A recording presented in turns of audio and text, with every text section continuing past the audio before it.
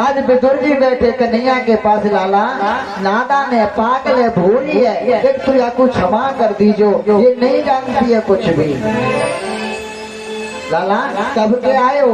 बोले काका मेरे को आए हुए काफी टाइम हो गया। बोले तेरी काकी ने तुझे कुछ खिलाया कि नहीं? बोले काका खिलाया। बोले क्या?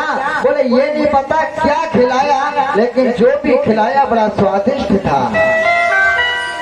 अब बुजुर्ग ने इधर उधर देखा, केले का गूदा पड़ा हुआ लेकिन छिलके नहीं है। क्यों लाला एक बात बता भैया। बोले क्या? बोले ये केले का गूदा पड़ा हुआ, छिलके कहाँ है? बोले काका मेरे को नहीं पता, काकी ने यहाँ मनी ऑर्डर कर दियो, वहीं पर चले गए। बोले क्या काकी ने छिलके खिलाए? बोले काका तो मुझे नहीं पता कि काकी ने मुझे क्या खिलाया, लेकिन जो भी खिलाया बड़ा स्वादिष्ट था। कहते हैं श्रोताओं, आज विदुर जी ने केले का जो गूदा था उठा करके साफ किया और कन्हैया के मुखार बिंद में दिया। अरे कन्हैया तुमने छिलके खाए, तुम्हारा स्वाद बिगड़ गया होगा। आप गूदे का, आप जो गूदा है केले का वो स्वीकार करो, ग्रहण करो। आज विदुर जी ने जैसे श्रोताओं गूदा दिया और पूछा, अरे लाला अरे कन्हैया स्वाद आया कि नहीं, अच्छा लगा कि नहीं? आज मेरे गोविंद भगवान ने कह दिया, अरे काका तुम पूछ रहे हो कि स्वाद आया कि नहीं? अरे काका जो स्वाद माता विदुरानी के छिलकों में था वो स्वाद तेरे गूदे में नजर नहीं आता। स्वाद छिलकों में था, तेरे गूदे में ना। जो स्वाद छिलकों में था वो तेरे गूदे में नजर नहीं आया। मेरा गोविंद श्रोताओं तुम्हारे मांगर में श्री नहीं देखता, तुम्हारे पकवान नहीं देखता, वो ये नहीं देखता तुमने थाली में क्या परोसा है, बल्कि वो ये देखता है कि तुमने जो थाली में परोसा है वो कैसे परोसा है, भाव से या स्वभाव से। वो केवल प्रेम देखता है कि आखिर मेरे भक्त का प्रेम मेरे प्रति कैसा है। है जरूरत प्रेम की भगवान पाने के लिए, है जरूरत प्रेम की भगवान पाने के लिए, है जरूरत प्रेम की भगवान पाने के लिए, है जरूरत प्रेम की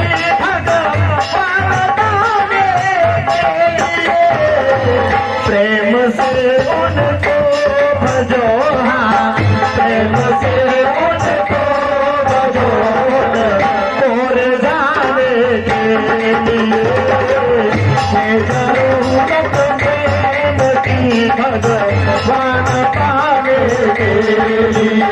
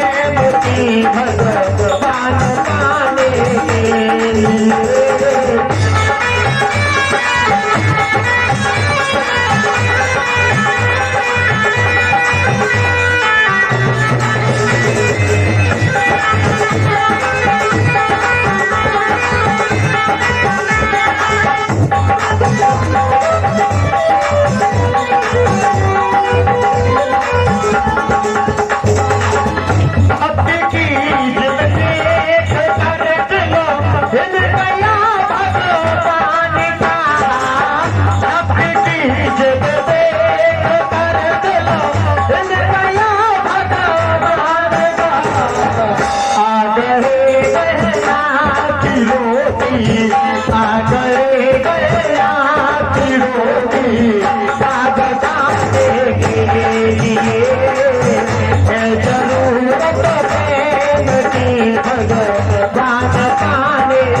लिए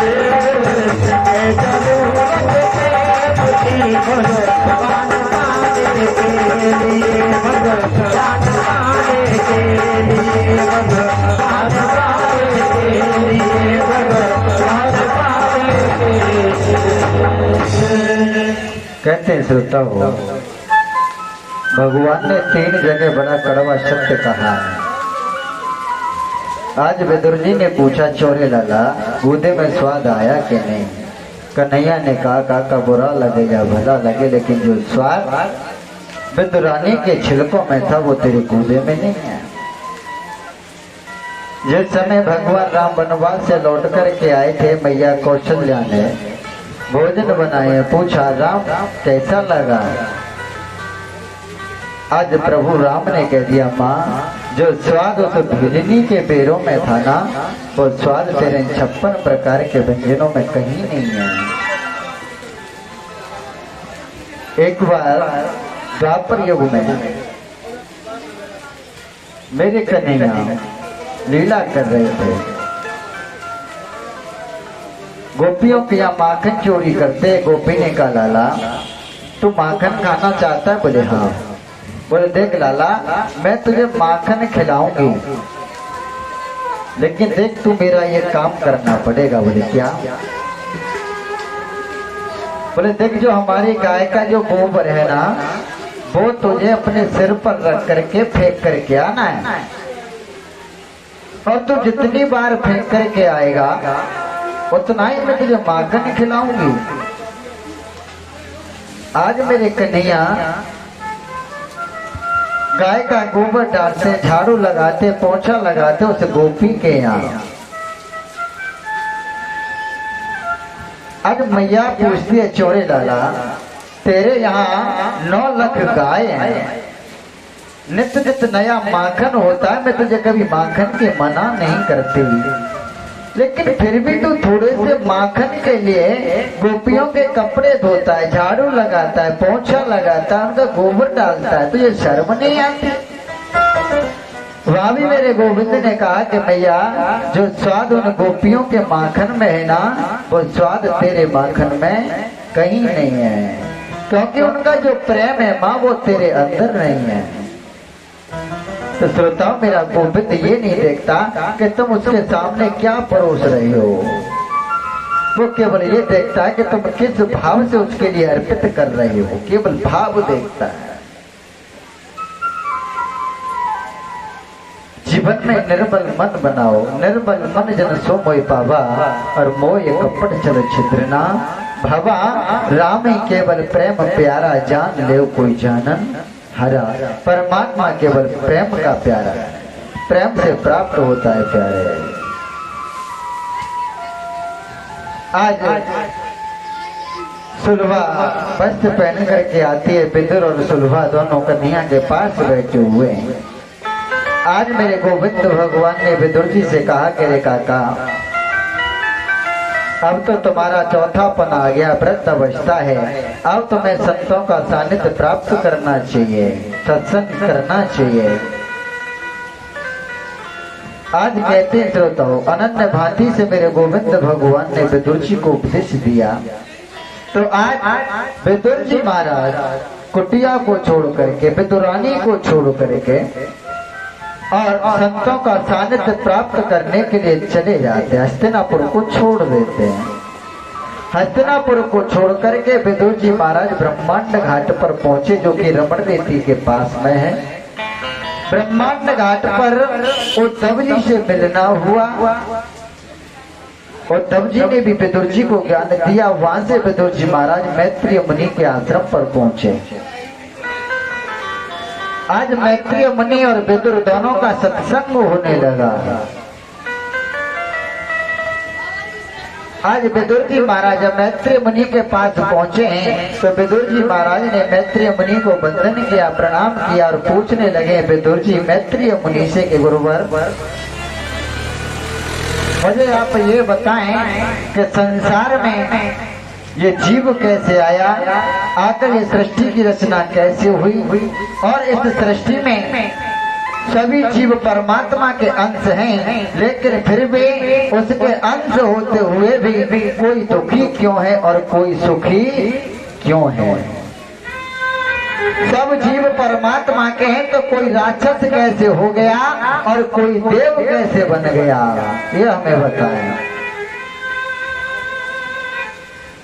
आज मैत्रेय मुनि विदुर की बात को सुनकर के कहने लगे, रे विदुर, आपने अपने लिए नहीं बल्कि जन कल्याण के लिए प्रश्न पूछे हैं। मैं तुझे सृष्टि निरूपण की कथा श्रवण कराता हूं सूक्ष्म रूप में। श्रोताओं ध्यान देंगे, भागवत महापुराण के अंदर सृष्टि निरूपण की कथा 3 प्रकार से आई है, 3 जगहों पर आई है। अगर देवी भागवत पढ़ेंगे तो देवी भागवत में सृष्टि की रचना का विधान कुछ और बताया है। अगर मनु स्मृति का अध्ययन करेंगे तो मनु स्मृति में कुछ और बताया है, भागवत महापुराण में कुछ और बताया है। ध्यान दें, सूक्ष्म रूप में आपको श्रवण कराऊंगा, बाकी आगे समय रहा तो और बताएंगे। लेकिन कहते हैं श्रोताओं, जिस धाम पर हम और आप लोग रह रहे हैं या पहले केवल कुछ नहीं था, स्थावर जंगम पहाड़ पहाड़ियां आसमान पृथ्वी कुछ भी नहीं था, केवल शून्य था, शून्य, सब कुछ शून्य में केवल एक ब्रह्म था। उस ब्रह्म के मन में विचार आया कि एक को हम भविष्यामी, मैं एक से अनेक हो जाऊंगा। और जब एक से अनेक होने का भाव प्रकट हुआ तो उस ब्रह्म ने एक अंडे को जन्म दिया, अहंकार तन्मात्रा इत्यादि प्रकट की, उनके द्वारा एक अंडे को जन्म दिया। समय के अनुसार जब वो अंडा फूटा तो उस अंडे के निचले भाग से तो पृथ्वी बनी और ऊपरी भाग से आसमान बन गया, आकाश जिसे कहते हैं। और इस अंडे के अंदर कहते हैं, इस अंडे के अंदर ब्रह्म यानी परमात्मा प्रकट हुआ साकार बन करके। ब्रह्मा ने, उस ब्रह्म ने जल का निर्माण किया इस पृथ्वी पर। जब जल का निर्माण किया, नाग का निर्माण किया और नाग के द्वारा एक अयन यानी कि मकान बनाया। तो उस विष्णु ने जल का निर्माण किया, जल के ऊपर शेष का निर्माण करके और शेष के द्वारा मकान बनाया। संस्कृत में जल को कहते नार, नार माने होता है जल संस्कृत में, और मकान को संस्कृत में कहते हैं अयन।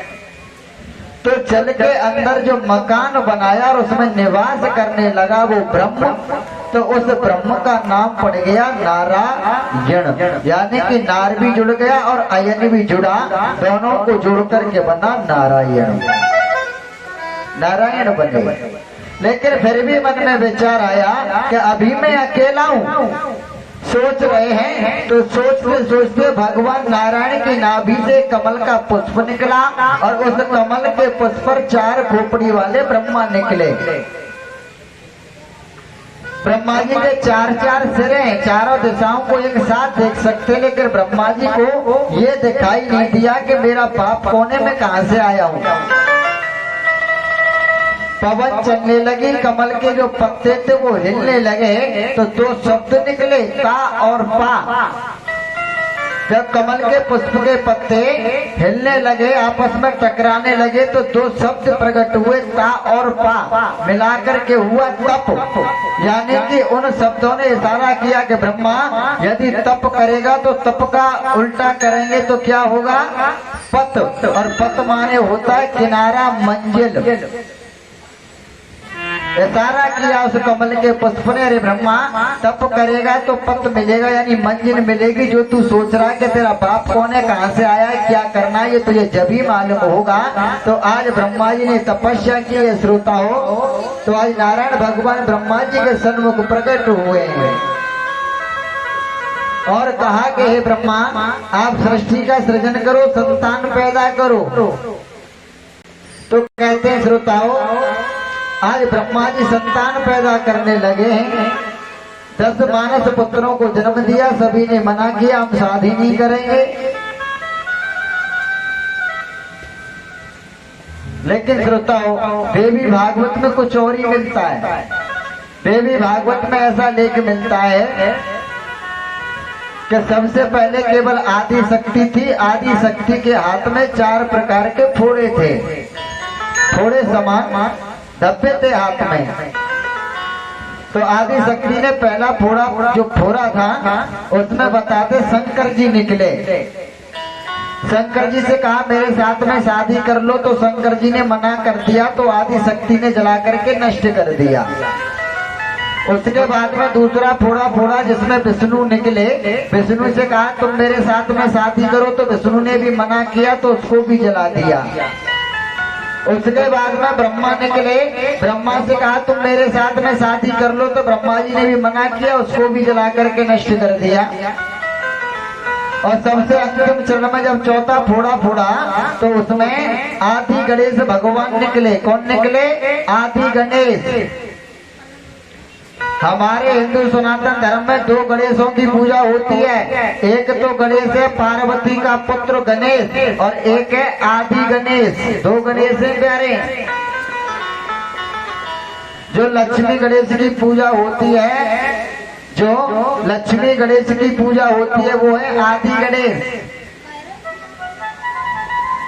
विवाह शादियों में जो पूजा कराई जाती है ना गणेश जी की, विवाह शादियों में सत्यनारायण कथा इत्यादि में कराई जाती है, वो तो है पार्वती के पुत्र गणेश। लेकिन विवाह के अंदर जो पूजा कराई जाती है शादी के अंदर, वो आदि गणेश भगवान की पूजा कराई जाती है। आप ध्यान देंगे, जब माता पार्वती, नहीं ध्यान दे तो पढ़ लो जाकर के रामायण, घर से नहीं बोल रहा हूँ, नगद कथा।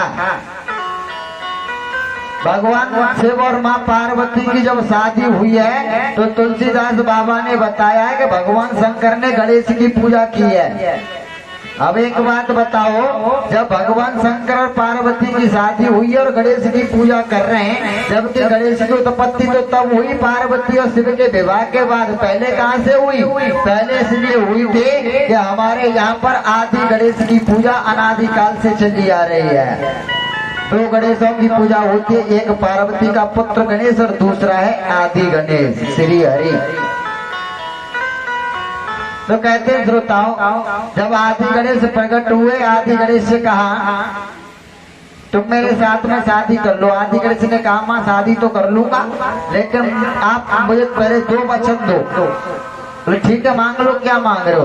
बोले माँ 2 वचन दो तब मांगूंगा। आदि शक्ति ने कह दिया, बोले ठीक है मैंने तुम्हें 2 वचन दिए, मांग लो क्या मांगना चाहते हो? बोले मैया पहले वरदान में तो जो तीनों जीवों को तूने मार दिया, इन्हें जीवित कर। शिव, ब्रह्मा और विष्णु, इन तीनों को जीवित कर दे। बोले ठीक है, तीनों को जीवित किया। बोले आप बताओ क्या करूं? बोले भैया अपने 3 रूप धारण कर, और 3 रूप धारण करके तीनों से एक साथ में शादी कर ले। तो उस आदि शक्ति ने तुरंत 3 रूप धारण किए, उमा ब्रह्माणी और लक्ष्मी 3 बनी। तभी से ये महारानी लक्ष्मी ने कहा है कि जब भी पूजा हुआ करेगी, उस पूजा में सर्वप्रथम आपको पूजा जाएगा, और लक्ष्मी गणेश यानी कि हम दोनों की पूजा एक साथ हुआ करेगी श्री हरि। तो कहते हैं श्रोताओं, अनन्य प्रकार से सृष्टि निरूपण की कथा दी गई है, लेकिन मैंने तो बड़े सूक्ष्म रूप में बता रहा हूँ। भगवान शिव का जन्म हुआ, भगवान शिव से कहा संतान पैदा करो। भगवान शंकर ने कीट पतंगे बना करके तैयार कर दिए, बिच्छू कातर ततैया। ब्रह्मा जी ने कहा बोले रहने दे, तो भांग धतूरा पी और आराम से कैलाश पर्वत पर बैठ, तेरे बस की नहीं है संतान पैदा करना। अब कहते हैं श्रोताओं, 10 मानस पुत्रों को जन्म दिया, उन्होंने भी मना कर दिया। आज ब्रह्मा जी ने अपने शरीर के 2 भाग कर लिए, स्वयंभू मनु और सत रूपा। ब्रह्मा जी ने अपने शरीर के 2 भाग किए, आधे शरीर से तो नारी बने और आधे शरीर से पुरुष बन गए। इनका नाम पड़ा मनु और सतरूपा। जनते भई नर सृष्टि अनूपा। आज कहते मनु और शत्रुपा से संतान की उत्पत्ति हुई इस धराधाम पर। मनु महाराज ने रूप तो धारण कर लिया, मनु शत्रुपा बन गए, लेकिन कहते श्रोताओं जैसे ही रूप धारण किया तब तक पृथ्वी रसातल में जाने लगी। जब तक पृथ्वी रसातल में जाने लगे, आज मनु महाराज सोचने लगे कि मैं संतान तो पैदा करूं, लेकिन संतान को बसाऊंगा कहाँ, रहेगी कहाँ संतान। तो कहते श्रोताओ आज सोचने लगे कि पृथ्वी तो रसातल में जा रही है, कि संतान को कहाँ बसाऊं। ब्रह्मा जी बैठे हुए, ब्रह्मा जी के मन में भी चिंता हुई, तो कहने लगे श्रोताओं आज ब्रह्मा जी की नासिका से एक सूकर का बालक पैदा हुआ।